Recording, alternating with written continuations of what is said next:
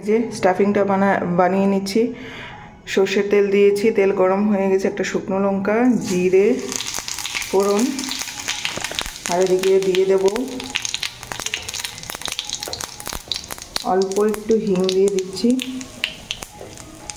আর এই যে এদিকে ফুলকপি আলুটা চটকে নিয়েছি, তো এবার এটা দিয়ে দেব এখানে।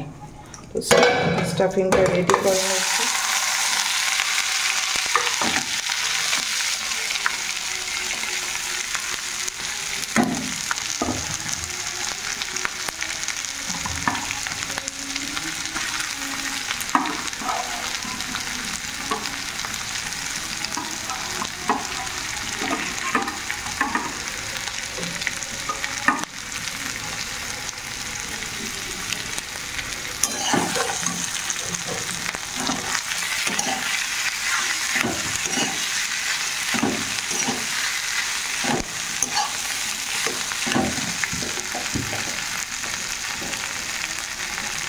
যে দেখুন পরোটা ভেজে নিচ্ছি ঘি দিয়ে।